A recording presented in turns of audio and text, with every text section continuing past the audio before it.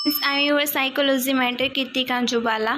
आज के लेक्चर में हम सोशियो साइकोलॉजी का next chapter sociometric method start करेंगे। So let's start now. Sociometry क्या है?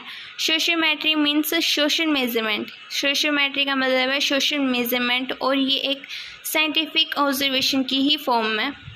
वे सारे मेथड्स जो इंटरपर्सनल रिलेशंस को मेज़र करने के लिए यूज़ किए जाते हैं वो सोशियोमेट्री की कैटेगरी में आते हैं। लेकिन प्रैक्टिकल सेंस में ये एक पार्टिकुलर मेथड है जो J.L. मोरेनो ने डेवलप किया था 1934 में।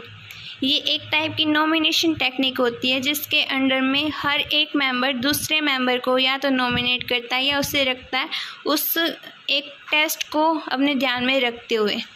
इस मेथड में इंटरपर्सनल रिलेशनशिप को स्टडी किया जाता है जिसके अंडर में स्टूडेंट्स या सब्जेक्ट के सामने वर्बल स्टेटमेंट्स को प्रेजेंट किया जाता है जो किसी इंटरपर्सनल रिलेशनशिप के स्पेसिफिक डायमेंशन से रिलेटेड होता है। इस वर्बल स्टेटमेंट को ही सोशियोमेट्रिक क्राइटेरियन का नाम दिया गया। सोशियोमेट्रिक मेथड का जो मेन कैरेक्टरिस्टिक है वो ये है कि ये सोशल रिलेशनशिप के मेजरमेंट को रिप्रेजेंट करते हैं बजाय किसी एक व्यक्ति के कैरेक्टरिस्टिक को मेज़र करने के। नेक्स्ट आता है some definitions of sociometric method presented by some psychologist. Bronfenbrenner के अकॉर्डिंग सोशियोमेट्रिक जो है वो किसी ग्रुप में किसी भी व्यक्ति के एक्सेप्टेंस या रिजेक्शंस को मेज़र करके उसके बेस पर उसके सोशल स्टेटस, स्ट्रक्चर और डेवलपमेंट को इवेलुएट किया जाता है, डिस्क्राइब किया जाता है और डिस्कवर किया जाता है। नेक्स्ट है H.S. जेनिंग की डेफिनेशन, उसके बाद फ्रेड एंड कैलिंगर की डेफिनेशन। कैलिंगर ने बताया कि सोशियोमेट्रिक मेथड में कई टेक्निक्स यूज़ की जाती है जिनकी हेल्प से किसी ग्रुप में किसी भी व्यक्ति के इंटरेक्शन पैटर्न को, उसकी कम्युनिकेशन, सेलेक्शन, रिजेक्शन को समझा जा सकता है। उनके अकॉर्डिंग सोशियोमेट्रिक सेलेक्शन जो है ब्रॉड टर्म है। नेक्स्ट है कैरेक्टरिस्टिक्स ऑफ सोशियोमेट्री। सबसे पहले इसमें मेंबर के सामने ग्रुप को डिफाइन किया जाता है, उसके बाद इस टेक्निक के थ्रू उस ग्रुप के मेंबर्स से डाटा कलेक्ट किया जाता है। उसके बाद जो ग्रुप के मेंबर्स का एक्शन होता है उसे क्राइटेरिया में मेंशन किया जाता है। उसके बाद उस ग्रुप के हर मेंबर को पूरा राइट होता है किसी भी मेंबर को एक्सेप्ट या रिजेक्ट करने का जिसके साथ वो नॉर्मेटिव एक्शंस परफॉर्म करना चाहता है, जिसके साथ वो गिवन टास्क करना चाहता है। इसमें मेंबर जो भी चॉइस बनाता है उसे प्राइवेट रखा जाता है। नेक्स्ट है जो क्वेश्चंस प्रेजेंट किए जाते हैं सब्जेक्ट के सामने उसमें लैंग्वेज कंप्रहेंसिबल होती है, यानी सब्जेक्ट के समझ आ जाए वो लैंग्वेज यूज़ की जाती है। नेक्स्ट जो कैरेक्टरिस्टिक है वो है अप्रूवल्स और disapprovals of the members are used to reconstitute this defined group. Next है other techniques based on sociometry. Sociometry पर बेस्ड अदर टेक्निक्स। फर्स्ट है सेल्फ रेटिंग जिसको मोरेनो ने 1942 में डेवलप किया था, जिसके अंतर्गत ग्रुप का कोई भी मेंबर उसके बारे में निर्णय लेता था। जैसे कि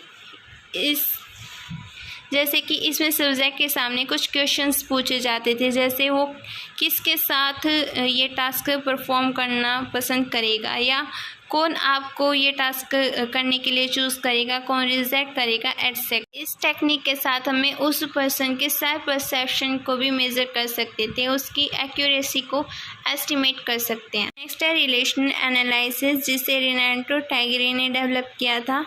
इसमें सब्जेक्ट से पूछा जाता था कौन उसे चूज़ या रिजेक्ट करेगा, इसलिए एक सेल्फ रेटिंग और ट्रेडिशनल सोशियोमेट्रिक मेथड है। उसके पास रिस्पॉन्सेस की 8 कैटेगरीज होती थी जो आगे दी गई है, और इस मेथड की जो स्पेशलिटी थी वो ये थी कि इसकी हेल्प से किसी की भी सोशल पोजीशन को समझा जा सकता था या जाना जा सकता था उसके एक्चुअल या परसीव्ड रिलेशनशिप के बेस पर।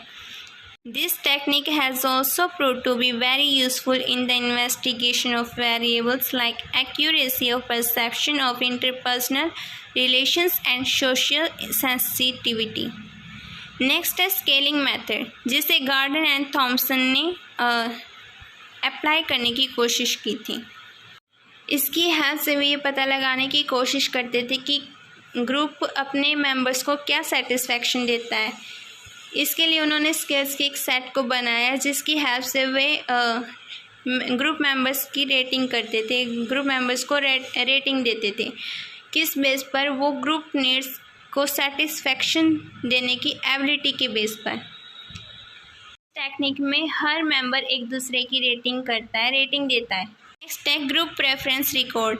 इसमें सब्जेक्ट की प्रेफरेंस को उसकी इंटेंसिटी के बेस पर मेज़र किया जाता है। इसमें हर मेंबर को रिस्पॉन्स देना होता है, किसे लाइक करता है, डिसलाइक करता है, neutrality to each other member in turn. यानी कि कोई एक मेंबर है वो दूसरे को लाइक करता है तो वो दूसरा मेंबर भी पहले वाले को लाइक करता है। अगर कोई दूसरे को डिसलाइक करता है तो वो दूसरा भी पहले वाले को डिसलाइक करता है, जिसे हम न्यूट्रलिटी बोलते हैं। तो ऐसे में एक दूसरे के प्रति न्यूट्रलिटी भी पाई गई है। नेक्स्ट है estimate of time, time estimation. इसमें सब्जेक्ट को टाइम पीरियड के बारे में पूछा जाता है कि वो कितने टाइम पीरियड के साथ किसी सदस्य के साथ कोई टास्क कर सकता है। नेक्स्ट है मल्टी रिलेशनल सोशियोमेट्रिक सर्वे। इस मेथड में कुछ एडिशनल डाटा को भी इंक्लूड किया जाता था।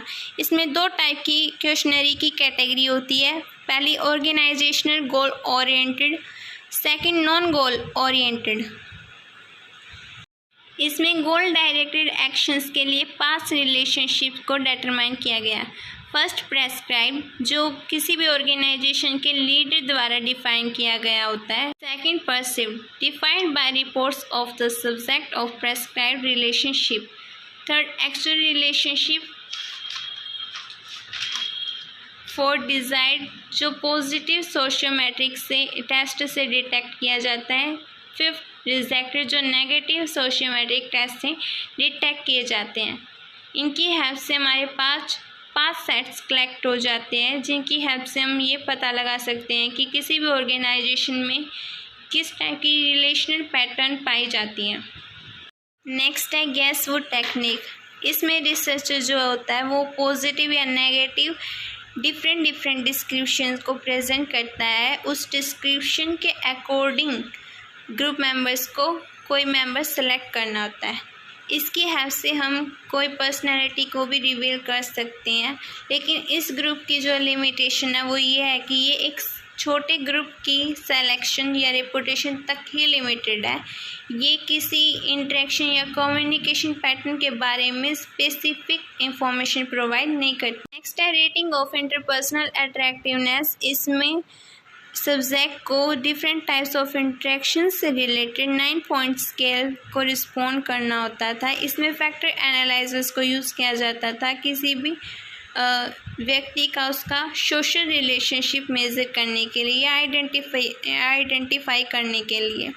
इसमें किसी भी व्यक्ति के एटीट्यूड को मेज़र किया जा सकता है किसी भी ऑब्जेक्ट या पर्सन को लेकर। नेक्स्ट हम सोशियोमेट्रिक एनालिसिस की टेक्निक्स को स्टडी करेंगे। सोशियोमेट्रिक एनालिसिस में 3 फॉर्मेट्स को यूज़ किया जाता है: matrix, sociogram and sociometric indices. First है सोशियोमेट्रिक मैट्रिक्स। सबसे पहले इस मेथड को फॉर्सिट और कार्ड्स ने यूज़ किया था। सोशियोमेट्रिक मैट्रिसेस जो है वो नंबर्स के मैट्रिसेस है जो किसी भी ग्रुप के सभी मेंबर्स की सभी चॉइसेस को रिप्रेजेंट करता है। इसमें हम n×n मैट्रिसेस को यूज़ करते हैं, यानी जितने मेंबर्स i कॉलम में होंगे उतने ही j रो में होंगे। फॉर एग्जांपल किसी ग्रुप में 7 मेंबर्स है तो 7 ही मेंबर्स यहाँ शो किए जाएंगे, 7 ही। n×n फॉर्मूला n×n मैट्रिसेस को यूज़ किया जाता है।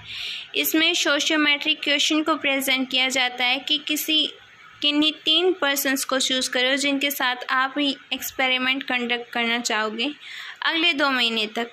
तो सभी मेंबर्स अपनी चॉइसेस को एक्सप्रेस करते हैं इस क्वेश्चंस को रिस्पॉन्स करके।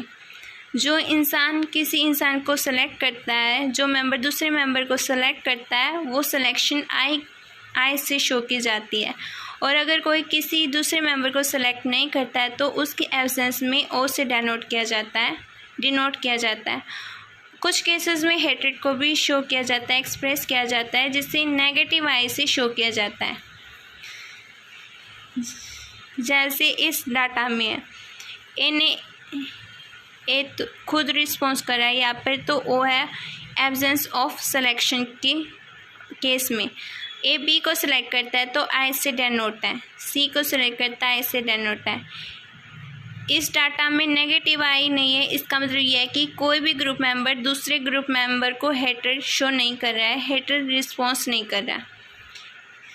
7 ग्रुप मेंबर्स में जो 3 सिलेक्शन हुई है उसको हम लेफ़्ट से राइट की तरफ स्टडी करेंगे। मेंबर जो आई है वो मेंबर जे को चूज़ करता है या रिजेक्ट करता है। इस मेथड में 3 टाइप की सिलेक्शन होती है, 1 way, simple, 2 way, mutual and no choice. 1 way selection में एक जो मेंबर है वो दूसरे मेंबर को सिलेक्ट करता है, लेकिन जो दूसरा मेंबर है वो पहले वाले मेंबर को सिलेक्ट नहीं करता। जैसे ए जो है वो जी को सिलेक्ट करता है लेकिन जी ए को सिलेक्ट नहीं करता। ये 1 वे सिलेक्शन। सेकेंड है 2 वे या म्यूचुअल सिलेक्शन, जिसमें दोनों मेंबर एक दूसरे को चूज़ करते हैं। जैसे ए बी को चूज़ करता है और रिटर्न में बी भी ए को ही चूज़ करता है, तो ये 2 वे या म्यूचुअल सिलेक्शन होता है, जिसे हम ऐसे शो करते हैं, double sided arrow. 1 way selection को ऐसे डिनोट किया जाता है। इस मेथड में एक और केस पाया जाता है जहाँ 3 मेंबर्स का ग्रुप होता है जो एक दूसरे को सिलेक्ट करते हैं, जिसे क्लिक कहा जाता है, जैसे सी डी एफ। जैसे इसमें शो रहा है सी डी को भी सिलेक्ट करता है, एफ को भी।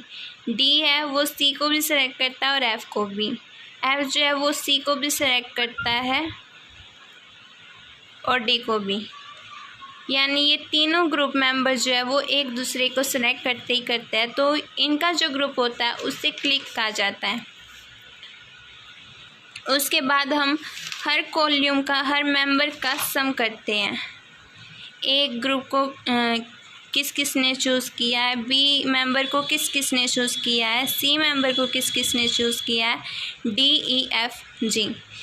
ई को किसी ने चूज़ नहीं किया। इससे हम ये समझ सकते हैं कि इस ग्रुप में ई मेंबर को डिसलाइक किया जा या लाइक नहीं किया जाता है, यानी इस पूरे ग्रुप में ई की कोई पॉपुलैरिटी नहीं है, ना इसे पसंद किया जाता है।